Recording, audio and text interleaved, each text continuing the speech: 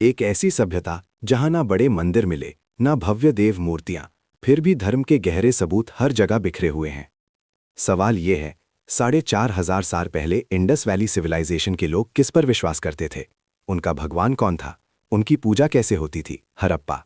ये कहानी है उनके धर्म की, जो बिना किसी लिखित ग्रंथ के समझा जा रहा है। सबसे पहली बात समझिए, इंडस स्क्रिप्ट अभी तक पढ़ी नहीं गई, इसलिए हमें उनके धर्म के बारे में जो भी पता है वो सिर्फ आर्कियोलॉजिकल एविडेंस से पता चलता है। सील्स, टेराकोटा मूर्तियां, अग्निकुंड, समाधि स्थल और एक विशेष स्नान कुंड, ये सब मिलकर बताते हैं कि धर्म उनकी जिंदगी का महत्वपूर्ण हिस्सा था। सबसे ज्यादा जो वस्तु मिली है वो है टेराकोटा की महिला मूर्तियां। इन मूर्तियों में एक विशेष बात है, उनके शारीरिक फीचर्स एग्जैजरेटेड हैं, जैसे कि फर्टिलिटी को दर्शाने के लिए। इतिहासकार मानते हैं कि ये मदर गॉडेस की पूजा का प्रमाण हो सकता है। एक कृषि प्रधान समाज में जहां सब कुछ फसलों पर निर्भर करता हो, वहां फर्टिलिटी का महत्व सबसे अधिक होता है। क्या ये प्राचीन भारत में शक्ति पूजा का आरंभिक रूप था? अब बात करते हैं एक मशहूर सील की, जिसे कहा जाता है पशुपति सील। इस सील में एक पुरुष योगिक पोस्चर में बैठा हुआ है, सिर पर सिंह जैसा मुकुट और चारों तरफ जानवर, हिरन, हाथी, शेर और भैंस। कुछ विद्वान इसे भगवान शिव का प्रारंभिक रूप मानते हैं, इसलिए इसे प्रोटोशिवा कहा जाता है। योग मुद्रा, जानवरों का स्वामी, क्या ये हिंदू धर्म के शिव का प्राचीन रूप हो सकता है? या फिर ये सिर्फ एक स्थानीय देवता था जिसका अर्थ हम आज अपनी दृष्टि से निकाल रहे हैं? इंडस लोग प्रकृति से जुड़े हुए थे। सील्स पर पीपल वृक्ष का चित्र मिलता है, जानवरों का महत्व भी स्पष्ट है। एक रहस्यमयी प्राणी, यूनिकॉर्न, सबसे ज्यादा सील्स पर मिला है। बुल या बैल शक्ति और ऊर्जा का प्रतीक था।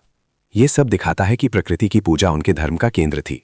अब चलते हैं राजस्थान के कालीबंगन की तरफ। यहां आर्कियोलॉजिस्ट को मिले हैं फायर ऑल्टर्स, अग्निकुंड जैसी संरचनाएं। कुछ स्कॉलर्स मानते हैं कि यहां अग्नि की पूजा होती थी। ये बात आगे चलकर वैदिक परंपरा से मिलती जुलती लगती है, लेकिन क्या ये सीधा संबंध है या सिर्फ एक समानता? इस पर अभी भी चर्चा जारी है। अब बात करते हैं सबसे रोमांचक संरचना की, ग्रेट बाथ। मोहनजोदारो के सेटेडल में स्थित ये विशाल स्नान कुंड वाटरप्रूफ ब्रिक्स से बना हुआ। इसका निर्माण इतना सुदृढ़ था कि आज भी हैरान करता है।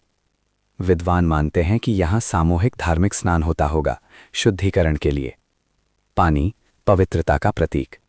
ये परंपरा आज भी भारत के कई धर्मों में देखी जा सकती है। क्या ये परंपरा यहीं से शुरू हुई थी? अब अंतिम और महत्वपूर्ण पहलू, बैरियल प्रैक्टिसेस। हड़प्पा में कब्रिस्तान मिले हैं जहां अलग अलग प्रकार के बैरियल देखे गए। कुछ लोगों को पूरे शरीर के साथ दफनाया गया, कुछ में हड्डी का हिस्सा। साथ में रखे गए मटके, गहने और वस्तुएं।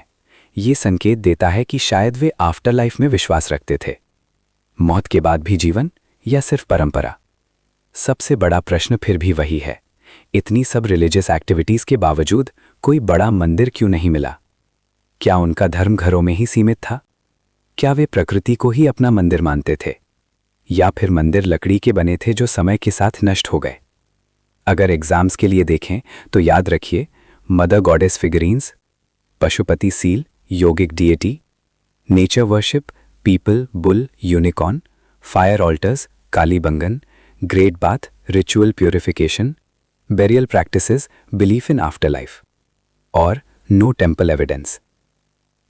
एक ऐसी सभ्यता जिसका धर्म लिखित रूप में नहीं मिला, फिर भी उसकी आस्था के प्रमाण मिट्टी में जीवित हैं। क्या इंडस का धर्म ही बाद में भारत की धार्मिक परंपराओं की नींव बना, या फिर ये एक अलग ही अध्याय था जो समय के साथ रेत में दबा दिया गया?